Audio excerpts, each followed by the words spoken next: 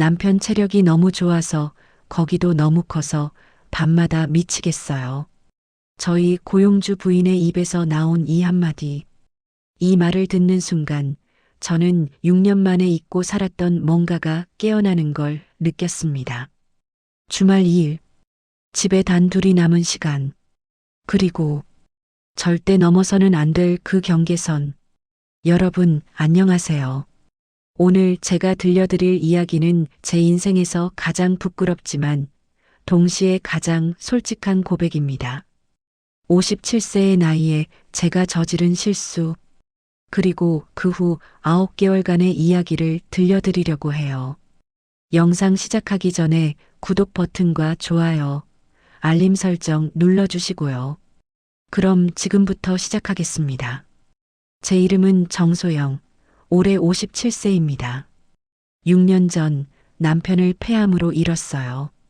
그때 제 나이 51세. 자식도 없이 혼자 남겨진 저는 앞으로 어떻게 살아야 할지 막막했습니다.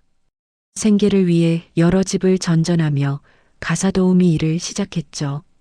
경력이 쌓이면서 결국 강남에 있는 최태준 사장님 댁에 정착하게 됐습니다. 그게 정확히 6년 전이었어요. 첫 면접 날을 지금도 생생히 기억합니다. 당시 64세였던 최 사장님은 나이를 믿을 수 없을 정도로 활력이 넘치는 분이셨어요. 무역회사를 25년 넘게 운영하신 분답게 목소리 하나하나에 힘이 실려 있었죠. 소영 씨, 우리 집은 그냥 일터가 아니라 편하게 지내는 공간이었으면 좋겠어요. 사장님의 첫마디였습니다. 그리고 정말로 지난 6년은 편안했어요. 생일이면 케이크를 준비해 주시고 추석이나 설에는 상여금도 두둑하게 주시고 사장님이 맹장 수술 받으실 때는 부인분과 함께 새벽까지 병원에 있었죠. 부인 되시는 분 오수진 여사님도 정말 좋으신 분이었어요. 전직 성악가답게 항상 기품 있고 우아한 모습이셨습니다. 45세에 무대를 떠나셨지만 여전히 고든 자세와 고운 말씨에서 예술인의 흔적이 남아 있었어요.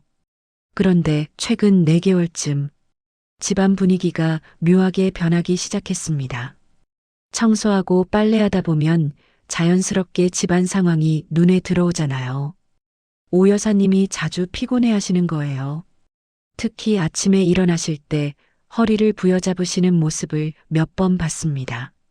그리고 사장님은 예전보다 서재에서 혼자 계시는 시간이 많아졌고요. 더 눈에 띈 건 침실이 분리됐다는 거였어요. 이불을 정리하다 보니 부부가 각방을 쓰고 계신다는 걸 알게 됐죠.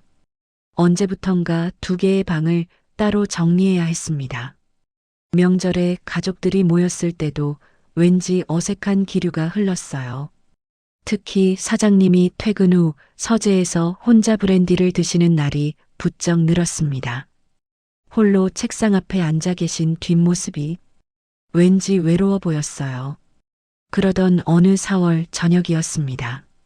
저녁 설거지를 하고 있는데 오 여사님이 부엌으로 들어오셨어요.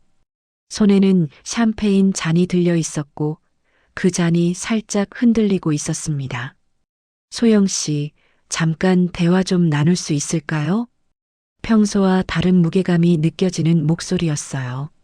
거실로 나가 소파에 나란히 앉았습니다. 벽시계 초침 소리만 또렷하게 들릴 정도로 조용했어요. 오 여사님은 한참 동안 잠만 들여다보시다가 천천히 말문을 여셨습니다.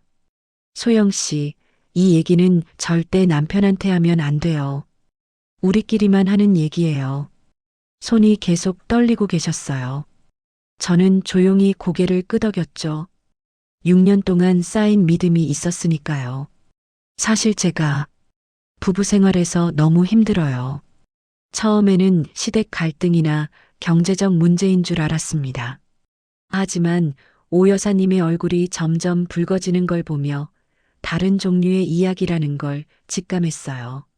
남편이 잘못한 건 아니에요. 오히려 너무 건강해서 문제인 거죠. 건강하다는 말에 저는 순간 무슨 뜻인지 이해하지 못했어요. 건강하신 게 왜 문제일까? 64세가 됐는데도 남편은 그쪽 능력이 30대처럼 왕성해요. 저는 정말 감당이 안 돼요. 제 얼굴에서 후끈 열기가 올라오는 게 느껴졌습니다. 예전에는 주 23회 정도였는데 최근 몇 달은 거의 매일같이 원해요.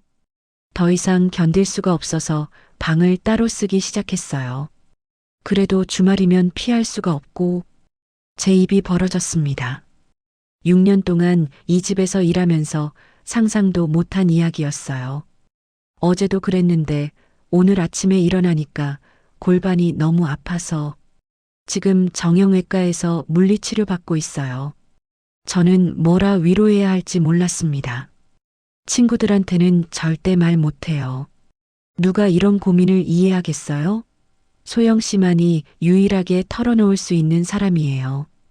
오 여사님이 제 손을 꽉 잡으셨어요. 그 손이 싸늘하게 떨리고 있었습니다. 그날 밤 집으로 돌아와서도 잠을 이룰 수가 없었어요. 오 여사님의 고백이 머릿속에서 계속 맴돌았죠. 그런데 솔직히 그 순간 제 안에서 이상한 감정이 싹트고 있었어요. 궁금증이었습니다. 정말 64세인데도 그렇게까지 대단할까? 오 여사님이 병원까지 다닐 정도라면 저도 모르게 사장님에 대한 새로운 시선이 생겼어요. 그날 이후 뭔가 변하기 시작했습니다. 사장님을 보는 제 눈빛이 달라져 있었어요. 64세. 하지만 탄탄한 어깨, 고든 등, 힘 있는 걸음걸이.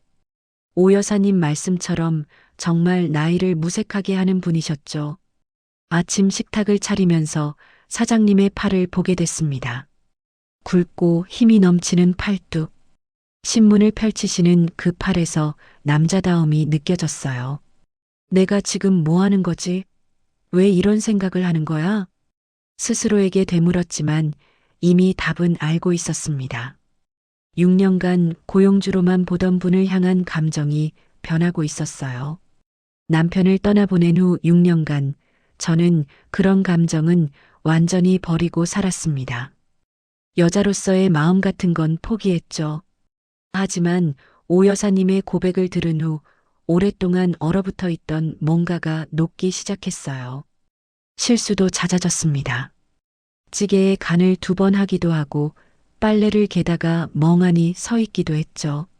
소영 씨, 요즘 어디 불편한 데 있어요? 실수가 좀 늘었네요. 사장님의 걱정스러운 눈길을 받으니 더 죄책감이 들었습니다. 어느 화요일이었어요. 오 여사님이 요가 수업에 가시는 날이었죠. 점심을 같이 먹는데 사장님이 목을 돌리시며 어깨를 주무르시는 모습을 봤어요. 사장님, 어깨 불편하세요? 응, 요즘 테니스를 좀 무리하게 쳐서 그런가 봐요. 좀 결리네요. 그때 제 입에서 말이 튀어나왔습니다. 생각할 틈도 없이 나온 말이었어요. 제가 안마라도 해드릴까요? 사장님이 놀라서 저를 쳐다봤습니다. 저도 제 말에 놀랐어요. 안마를? 소영 씨가? 네, 남편 어깨 자주 주물러줬거든요. 꽤 자신 있어요. 사장님이 잠깐 망설이시더니 미소를 지으셨어요. 그럼 부탁할게요. 요즘 정말 불편했거든요. 설거지를 끝내고 거실로 나갔어요. 사장님이 소파에 앉아 계셨습니다. 천천히 다가가서 뒤에 섰죠. 심장이 미친 듯이 뛰었습니다. 사장님의 어깨에 손을 얹는 순간 전기가 흐르는 듯한 느낌이었어요.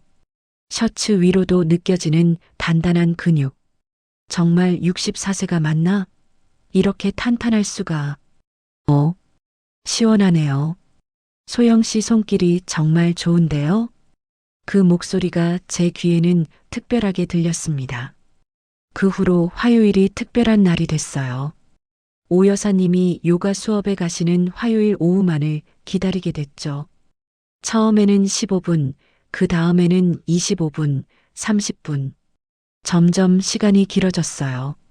다음 주 토요일부터 부산 동창 모임 다녀올 거예요. 1박 2일이에요. 오 여사님의 말씀에 제 손이 멈췄습니다. 1박 2일 사장님과 단둘이 그날 밤 집에 돌아와서도 잠을 이룰 수 없었어요. 무섭기도 했지만 동시에 묘한 기대감도 들었습니다. 토요일 아침 옷장 앞에서 거의 50분을 보냈어요. 결국 평소보다 조금 더 밝은 색상의 블라우스를 골랐죠. 소영 씨, 오늘 옷이 참 예쁘네요. 아, 그런가요? 감사합니다. 제 얼굴이 화끈거렸어요. 사장님이 제 옷차림을 언급하신 건 처음이었습니다. 오전 9시 오 여사님이 출발하셨습니다. 집안이 고요해졌어요. 점심을 평소보다 훨씬 정성껏 준비했습니다. LA 갈비, 여러 나물 반찬, 미역국, 사장님이 좋아하시는 음식들로 가득 차렸어요. 소영 씨, 오늘 특별한 날이에요? 이렇게까지 준비하실 필요 없는데. 마주 앉아 식사를 했습니다. 묘하게 긴장됐어요. 소영 씨, 설거지 끝나면 좀 쉬어요.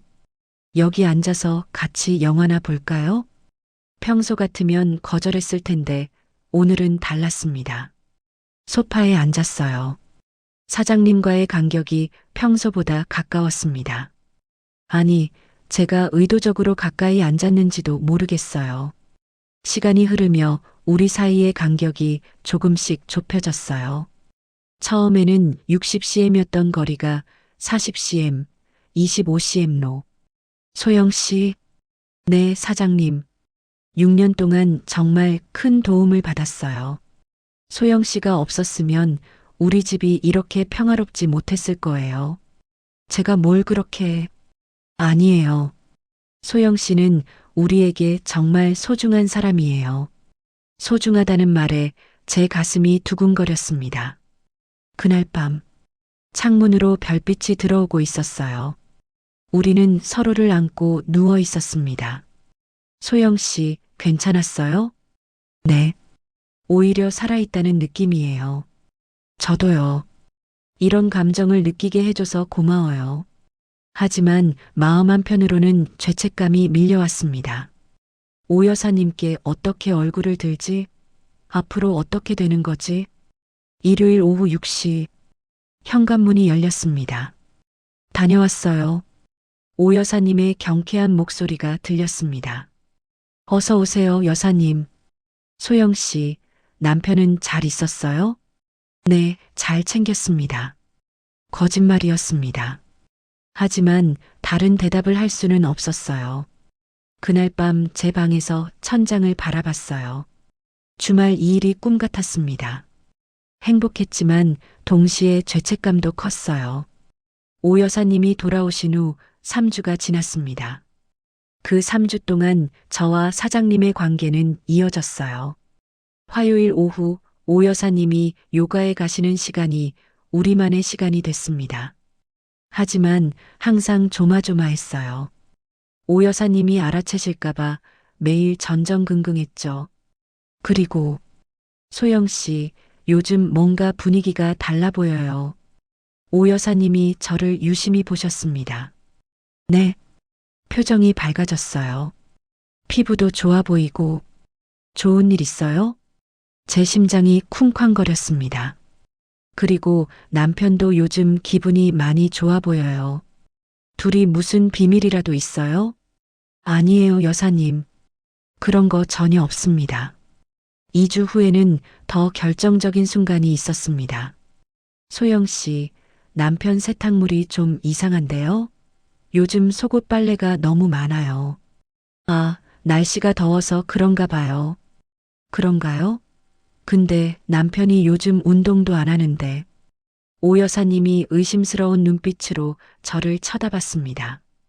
그날 저녁 사장님이 저를 조용히 불렀어요. 소영 씨, 우리 이제 그만 멈춰야 할 것 같아요. 예상했던 말이었지만 가슴이 무너지는 것 같았습니다. 네, 저도 그렇게 생각했어요. 수진이가 점점 눈치채고 있어요. 이대로 가다간 들킬 것 같아요. 미안해요, 소영 씨. 제가 소영 씨를 힘들게 만들었네요. 아니에요, 사장님. 저도 원했던 일이에요. 그래도 후회는 안 해요. 소영 씨와 함께한 시간들 정말 의미 있었어요. 저도요, 사장님. 마지막으로 한 번만 더 만날 수 있을까요? 다음 주 화요일, 우리는 마지막 시간을 가졌습니다. 이전과는 달리 슬펐어요. 소영 씨, 정말 고마웠어요.